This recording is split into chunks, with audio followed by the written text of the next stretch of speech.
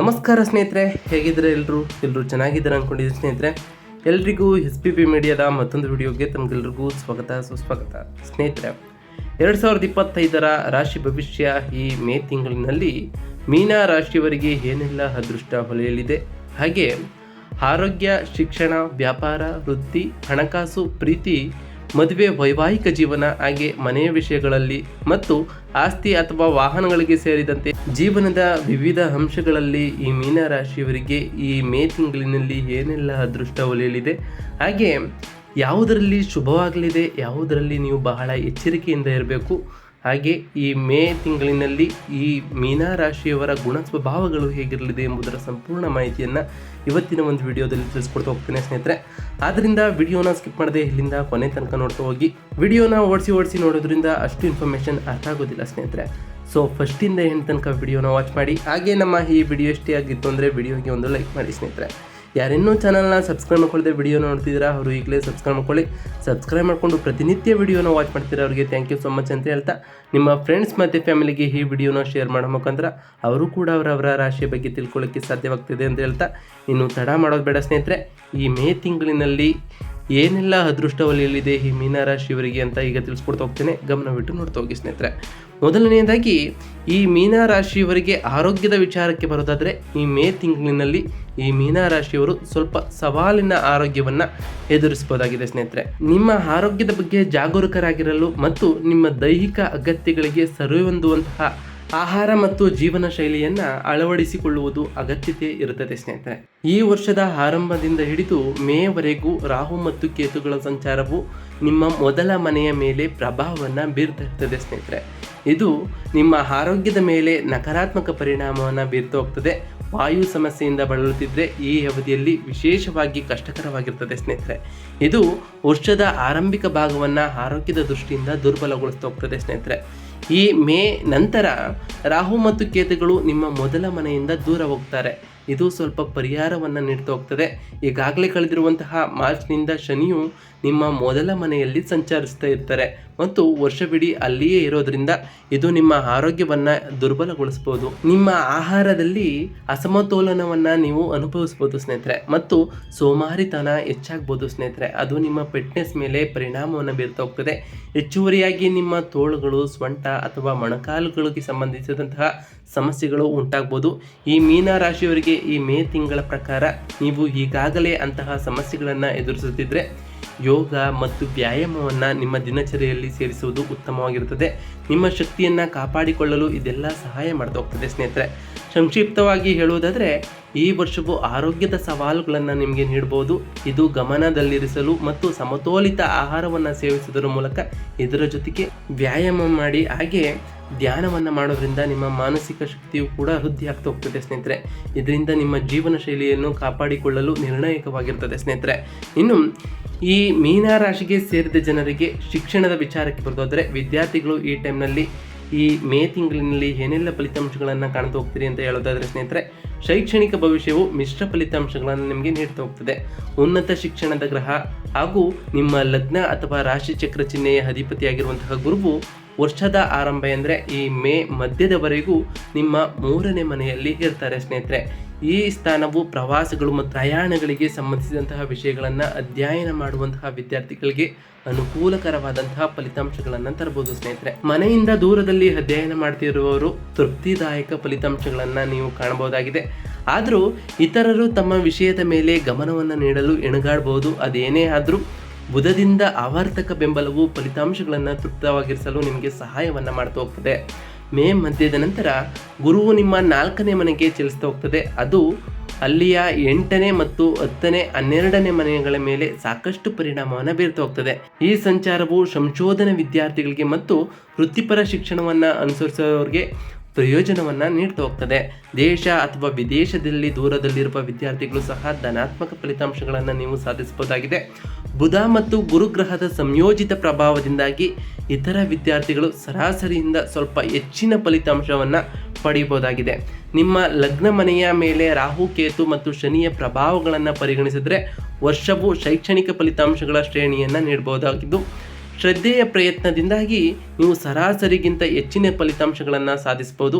ಮತ್ತೊಂದೆಡೆ ನಿರ್ಲಕ್ಷ್ಯವು ದುರ್ಬಲ ಫಲಿತಾಂಶಗಳಿಗೆ ಕಾರಣ ಆಗ್ಬೋದು. ಅದರಿಂದ ನಿರ್ಲಕ್ಷ್ಯತನ ಮಾಡಬೇಡಿ ಸ್ನೇಹಿತರೆ. ನಿಮ್ಮ ಆರೋಗ್ಯದ ಮೇಲೆ ಗಮನ ಕೊಡುವ ಮೂಲಕ ಮತ್ತು ನಿಮ್ಮ ಅಧ್ಯಯನಗಳತ್ತ ಗಮನ ಹರಿಸುವ ಮೂಲಕ ನೀವು ತೃಪ್ತಿದಾಯಕವಾದ ಫಲಿತಾಂಶಗಳನ್ನು ಪಡೆಯಬಹುದು ಸ್ನೇಹಿತರೆ. ಮತ್ತೊಂದೆಡೆ ನೀವು ಈ ಟೈಮ್ನಲ್ಲಿ ಬಹಳ ಶ್ರದ್ಧೆ ಹಾಗೆ ಸಮಯ ಪರಿಪಾಲನೆಯನ್ನ ಮಾಡಬೇಕಾಗಿರ್ತದೆ ಸ್ನೇಹಿತರೆ. ಇನ್ನು ಈ ಮೀನ ರಾಶಿಗೆ ಸೇರಿದ ಜನರಿಗೆ ಈ ಮೇ ತಿಂಗಳಿನಲ್ಲಿ ವ್ಯಾಪಾರದ ವಿಚಾರದಲ್ಲಿ ಏನೆಲ್ಲ ಬದಲಾವಣೆಗಳು ಆಗಲಿದೆ ಅಂತ ಈಗ ತಿಳಿಸ್ಕೊಡ್ತಾ ಹೋಗ್ತೇನೆ. ಗಮನವಿಟ್ಟು ನೋಡ್ತಾ ಹೋಗಿ ಸ್ನೇಹಿತರೆ. ಈ ಮೀನ ರಾಶಿಗೆ ಸೇರಿದ ವ್ಯಕ್ತಿಗಳು ವ್ಯಾಪಾರ ನಿರೀಕ್ಷೆಗಳು ಮಿಶ್ರ ಅಥವಾ ಸರಾಸರಿಯಾಗಿರ್ಬೋದು. ನಿಮ್ಮ 7ನೇ ಮನೆ ಮತ್ತು ವ್ಯವಹಾರಕ್ಕೆ ಸಂಬಂಧಿಸಿದಂತಹ ಗ್ರಹವಾದ ಬುಧವು ವರ್ಷದ ಬಹುಪಾಲು ಅನುಕೂಲಕರವಾದ ಫಲಿತಾಂಶಗಳನ್ನು ನೀಡುವಂತಹ ಸಾಧ್ಯತೆಗಳಿದ್ದು, 10ನೇ ಮನೆಯ ಅಧಿಪತಿಯಾಗಿರುವಂತಹ ಗುರು ಸಂಚಾರವು ಈ ವರ್ಷ ಹೆಚ್ಚು ಅನುಕೂಲಕರವಾಗಿಲ್ಲ ಎಂದು ನಿರೀಕ್ಷಿಸಲಾಗಿದೆ ಸ್ನೇಹಿತರೆ. ಶನಿಯ ಸಂಚಾರವು ಬಲವಾದ ಬೆಂಬಲವನ್ನು ನೀಡುವುದಿಲ್ಲ. ಪರಿಣಾಮವಾಗಿ ವ್ಯಾಪಾರದ ಯಶಸ್ಸಿಗೆ ಅಗತ್ಯವಿರುವ ಸಮರ್ಪಣೆ ಮತ್ತು ಪ್ರಯತ್ನವು ನಿಮ್ಮ ಕಡೆಯಿಂದ ಸಂಪೂರ್ಣವಾಗಿ ಲಭ್ಯವಿಲ್ಲದಿರಬಹುದು ಸ್ನೇಹಿತರೆ. ನಿಮ್ಮ ವ್ಯಾಪಾರಕ್ಕೆ ಸಾಕಷ್ಟು ಸಮಯವನ್ನು ಮೀಸಲಿಡುವುದನ್ನು ತಡೆಯುವ ಅಂಶಗಳು ಬರಬಹುದು. ಪರಿಣಾಮವಾಗಿ ವ್ಯಾಪಾರ ಸಂಬಂಧಿತ ವಿಷಯಗಳಲ್ಲಿ ಫಲಿತಾಂಶಗಳು ಸ್ವಲ್ಪ ದುರ್ಬಲವಾಗಿರ್ಬೋದು ಸ್ನೇಹಿತರೆ. ಈ ಮೇ ತಿಂಗಳ ಮಧ್ಯದ ನಂತರ ಗುರುವು 10ನೇ ಮನೆಯನ್ನು ನೋಡ್ತಾ ಇರ್ತಾನೆ. ಇದು ನಿಮ್ಮ ಭವಿಷ್ಯದ ವ್ಯವಹಾರವನ್ನು ವೃದ್ಧಿಗೊಳಿಸ್ತಾ ಹೋಗ್ತದೆ. ನಿಮ್ಮ ಪ್ರಯತ್ನಗಳಿಗೆ ಅನುಗುಣವಾಗಿ ಪ್ರಗತಿಯನ್ನು ಸಾಧಿಸಲು ನಿಮಗೆ ಸಹಾಯವನ್ನು ಮಾಡ್ತಾ ಹೋಗ್ತದೆ. ಇದರಿಂದ ಈ ಮೇ ಮಧ್ಯದಲ್ಲಿ ನೀವು ಉತ್ತಮವಾದ ಫಲಿತಾಂಶವನ್ನು ಕಾಣ್ತಾ ಹೋಗ್ತೀರಿ. ಹಾಗೆ ಈ ಮೀನ ರಾಶಿಗೆ ಸೇರಿದ ಜನರಿಗೆ ವೃತ್ತಿ ಜೀವನ ಹೇಗಿರಲಿದೆ ಈ ಮೇ ತಿಂಗಳಿನಲ್ಲಿ ಅಂತ ಹೇಳ್ತಾ ಹೋಗೋದಾದ್ರೆ ಸ್ನೇಹಿತರೆ, ಉದ್ಯೋಗ ನಿರೀಕ್ಷೆಗಳು ಸರಾಸರಿಗಿಂತ ಸ್ವಲ್ಪ ಉತ್ತಮವಾಗಿರ್ತದೆ. ನಿಮ್ಮ 6ನೇ ಮನೆಯ ಆಳುವಂತಹ ಸೂರ್ಯನು ವರ್ಷದ ಸುಮಾರು 4ರಿಂದ ಮತ್ತು 5ನೇ ತಿಂಗಳುಗಳ ಕಾಲ ನಿಮಗೆ ಅನುಕೂಲಕರವಾಗಿರ್ತದೆ. ಹೆಚ್ಚುವರಿಯಾಗಿ ಹೇಳೋದಾದರೆ ಮೇ ನಂತರ 6ನೇ ಮನೆಯ ಮೂಲಕ ಕೇತುವಿನ ಸಂಚಾರವು ನಿಮ್ಮ ಕೆಲಸಕ್ಕೆ ಬೆಂಬಲವನ್ನು ನೀಡ್ತಾ ಹೋಗ್ತದೆ. ಪರಿಣಾಮವಾಗಿ ವರ್ಷದ ಆರಂಭಿಕ ಭಾಗವು ಕೆಲವು ಉದ್ಯೋಗ ಸಂಬಂಧಿತ ತೊಂದರೆಗಳನ್ನು ತರಬಹುದಾದರೂ ಉತ್ತರಾರ್ಧವು ಹೆಚ್ಚು ಅನುಕೂಲಕರವಾಗಿರ್ತದೆ ಸ್ನೇಹಿತರೆ. ಕೆಲಸದ ವಾತಾವರಣವು ಸವಾಲುಗಳನ್ನು ನೀಡಬಹುದು. ಆಂತರಿಕ ರಾಜಕೀಯವು ಸಾಂದರ್ಭಿಕ ತೊಂದರೆಗಳನ್ನು ನಿಮಗೆ ಉಂಟು ಮಾಡಬಹುದು. ಈ ಮೀನ ರಾಶಿಯ ಜಾತಕವು ಕೆಲವು ಸಹೋದ್ಯೋಗಿಗಳಿಗೆ ಅಸಾಮಾನ್ಯವಾಗಿ ವರ್ತಿಸಬಹುದು. ಈ ತೊಂದರೆಗಳ ಹೊರತಾಗಿಯೂ ತಾಳ್ಮೆ ಮತ್ತು ಪರಿಶ್ರಮವನ್ನು ಕಾಪಾಡಿಕೊಳ್ಳುವುದು ನಿಮಗೆ ಅಗತ್ಯತೆ ಆಗಿರ್ತದೆ ಸ್ನೇಹಿತರೆ. ಇದಾದ ನಂತರ ನೀವು ಮೇ ನಂತರ ಧನಾತ್ಮಕ ಫಲಿತಾಂಶಗಳನ್ನು ನೀವು ನಿರೀಕ್ಷಿಸಬಹುದಾಗಿದೆ. ಸಂಕ್ಷಿಪ್ತವಾಗಿ ಹೇಳೋದಾದರೆ ವರ್ಷದ ಆರಂಭವು ಕೆಲವು ಉದ್ಯೋಗ ಸಂಬಂಧಿತ ಹೋರಾಟಗಳನ್ನು ಒಳಗೊಂಡಿದ್ದು, ನಂತರದ ಭಾಗವು ಉತ್ತಮ ಭವಿಷ್ಯವನ್ನು ನಿಮಗೆ ನೀಡ್ತಾ ಹೋಗ್ತದೆ. ಇದು ಕೆಲಸದ ಸ್ಥಳದಲ್ಲಿ ವಿಶೇಷವಾಗಿ ಉತ್ತಮ ಸರಾಸರಿಯ ಫಲಿತಾಂಶಗಳನ್ನು ನಿಮಗೆ ನೀಡ್ತಾ ಹೋಗ್ತದೆ ಸ್ನೇಹಿತರೆ. ಇನ್ನು ಈ ಮೀನ ರಾಶಿಗೆ ಸೇರಿದ ಜನರಿಗೆ ಆರ್ಥಿಕತೆ ಹಣಕಾಸಿನ ವಿಚಾರದಲ್ಲಿ ಹೇಗಿರಲಿದೆ ಈ ಮೇ ತಿಂಗಳು ಅಂತ ಕೇಳೋದಾದರೆ, ಮೀನ ರಾಶಿಯವರಿಗೆ ಆರ್ಥಿಕ ನಿರೀಕ್ಷೆಗಳು ಮಿಶ್ರವಾಗಿರ್ಬೋದು ಸ್ನೇಹಿತರೆ. ಸಂಪತ್ತಿನ 2ನೇ ಮನೆಯ ಅಧಿಪತಿಯಾಗಿರುವಂತಹ ಮಂಗಳನು ವರ್ಷದ ಕೆಲವು ತಿಂಗಳುಗಳಲ್ಲಿ ನಿಮಗೆ ಹಣಕಾಸಿನ ಬೆಂಬಲವನ್ನು ನೀಡ್ತಾ ಹೋಗ್ತದೆ.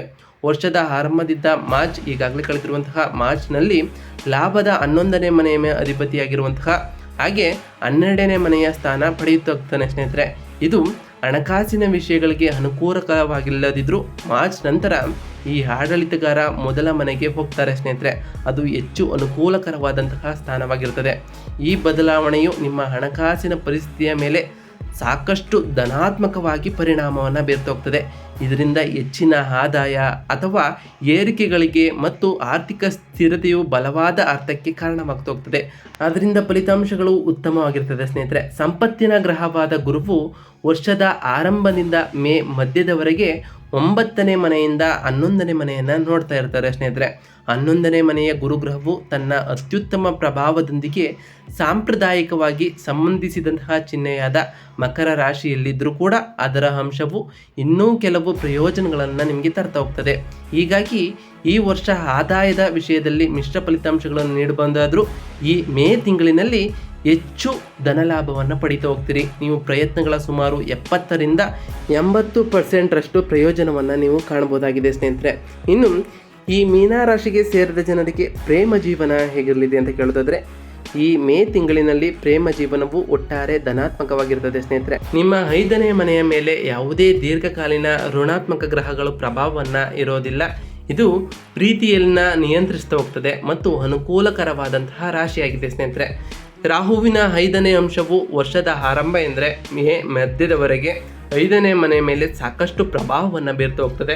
ಈ ಪ್ರಭಾವವು ನಿಮ್ಮ ಪ್ರೀತಿ ಜೀವನದಲ್ಲಿ ಗಮನಾರ್ಹ ಸಮಸ್ಯೆಗಳನ್ನು ಉಂಟು ಮಾಡದಿದ್ರೂ ಕೂಡ ಇದು ಸಣ್ಣ ತಪ್ಪು ಗ್ರಹಿಕೆಗಳಿಗೆ ಕಾರಣವಾಗಬಹುದು ಸ್ನೇಹಿತರೆ. ಅದೃಷ್ಟವಶ ತಾಳ್ಮೆ ಮತ್ತು ತಿಳುವಳಿಕೆಯೊಂದಿಗೆ ಇವುಗಳನ್ನು ಸುಲಭವಾಗಿ ಪರಿಹರಿಸಬಹುದಾಗಿದೆ. ನಿಮ್ಮ ಸಂಬಂಧವನ್ನು ಆನಂದಿಸುವುದನ್ನು ಮುಂದುವರಿಸಲು ಅನುವನ್ನು ಮಾಡಿಕೊಳ್ತಾ ಹೋಗ್ತದೆ. ಈ ಮೇ ಕಳೆದ ನಂತರ 5ನೇ ಮನೆಯ ಮೇಲೆ ರಾಹುವಿನ ಪ್ರಭಾವವು ಮುಸುಕಾಗ್ತಾ ಹೋಗ್ತದೆ. ಅಂದರೆ ನಿಮ್ಮ ಪ್ರೀತಿಯ ಜೀವನದ ಗುಣಮಟ್ಟವು ನಿಮ್ಮ ಸ್ವಂತ ಪ್ರಯತ್ನಗಳು, ಕಾರ್ಯಗಳು ಮತ್ತು ನಡವಳಿಕೆಯನ್ನು ಅವಲಂಬಿಸಿರುತ್ತದೆ ಸ್ನೇಹಿತರೆ. ಪ್ರೀತಿಗೆ ಸಂಬಂಧಿಸಿದಂತಹ ಗ್ರಹವಾದ ಶುಕ್ರವು ವರ್ಷದ ಬಹುಪಾಲು ನಿಮಗೆ ಅನುಕೂಲಕರವಾಗಿರುತ್ತದೆ. ಇದು ಸಾಮಾನ್ಯವಾಗಿ ಧನಾತ್ಮಕ ದೃಷ್ಟಿಕೋನಕ್ಕೆ ಮತ್ತಷ್ಟು ಕೊಡುಗೆಯನ್ನು ನೀಡ್ತಾ ಹೋಗ್ತದೆ ಸ್ನೇಹಿತರೆ. ನಿಮ್ಮ ಪ್ರೇಮ ಜೀವನಕ್ಕೆ ಅನುಕೂಲಕರವಾಗಿ ವರ್ಷವಾಗಿ ರೂಪುಗೊಳ್ತಾ ಹೋಗ್ತದೆ. ಹಾಗೆ ಪ್ರಮುಖ ಸಮಸ್ಯೆಗಳನ್ನು ನಿರೀಕ್ಷಿಸಲಾಗೋದಿಲ್ಲ. ಉದ್ಭವಿಸುವ ಯಾವುದೇ ಸಣ್ಣ ಸಣ್ಣ ಸಮಸ್ಯೆಗಳು ಕೂಡ ನಿಮಗೆ ಪರಿಹಾರವೂ ಕಾಣ್ತಾ ಹೋಗ್ತದೆ. ಸಾಮಾನ್ಯ ಸವಾಲುಗಳನ್ನು ಕಾಲಕಾಲಕ್ಕೆ ಎಲ್ಲರೂ ಎದುರಿಸ್ತಾ ಹೋಗ್ತೀರಿ ಸ್ನೇಹಿತರೆ. ಅದರಿಂದ ನಿಮ್ಮ ಸಂಬಂಧದಲ್ಲಿ ಪಾರದರ್ಶಕತೆ ಮತ್ತು ಪ್ರಾಮಾಣಿಕತೆಯನ್ನು ಕಾಯ್ದುಕೊಳ್ಳುವ ಮೂಲಕ ನೀವು ಈ ಮೇ ತಿಂಗಳಲ್ಲಿ ಉತ್ತಮ ಪ್ರೇಮ ಜೀವನವನ್ನು ಆನಂದಿಸಬಹುದಾಗಿದೆ ಸ್ನೇಹಿತರೆ.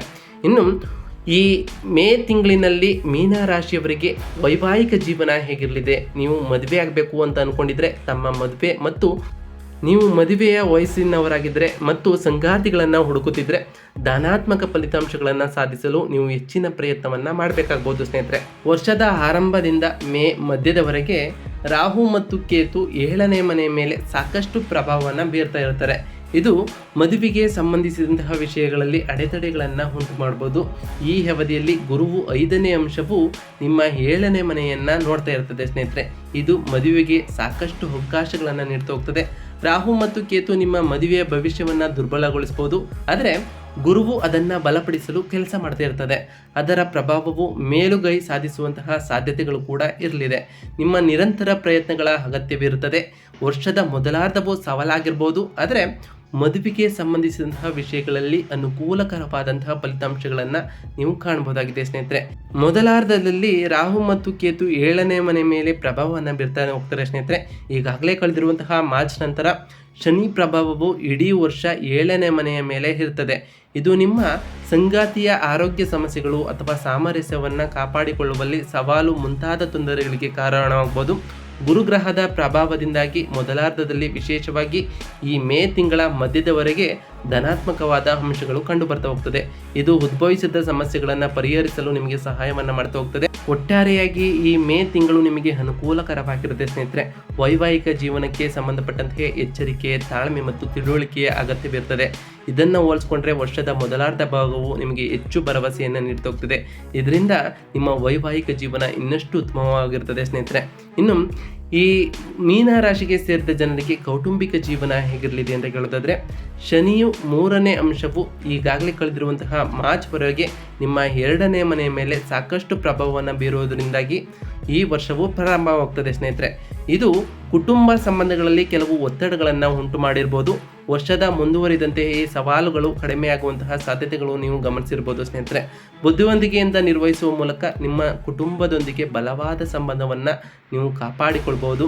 ಆದರೆ ಕುಟುಂಬದ ವಿಷಯಗಳನ್ನು ಯಶಸ್ವಿಯಾಗಿ ನೀವು ಕಂಡುಕೊಳ್ಳಲು ಕೌಟುಂಬಿಕ ಜೀವನದ ವಿಷಯದಲ್ಲಿ ವರ್ಷದ ಮೊದಲಾರ್ಧ ಭಾಗವು ಯಾವುದೇ ಗಮನಾರ್ಹ ನಕಾರಾತ್ಮಕ ಗ್ರಹಗಳ ಪ್ರಭಾವದಿಂದ ಮುಕ್ತವಾಗಿರುತ್ತದೆ ಸ್ನೇಹಿತರೆ.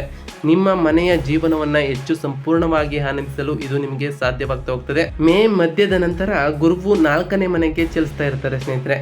ಇದರಿಂದಾಗಿ ನಿಮಗೆ ಅನುಕೂಲಕರವಾದಂತಹ ಪರಿಣಾಮಗಳು ಉಂಟಾಗ್ತಾ ಹೋಗ್ತದೆ. ಆದರೆ ಮೇ ಕಳೆದ ನಂತರ ಕೆಲವು ಕುಟುಂಬ ವ್ಯವಸ್ಥೆಯಲ್ಲಿ ಬಲಪಡಿಸುವ ನಿಟ್ಟಿನಲ್ಲಿ ಕೆಲಸ ಮಾಡುವುದನ್ನು ಮುಂದುವರಿಸುವುದು ಅಗತ್ಯವಾಗಿರ್ತದೆ.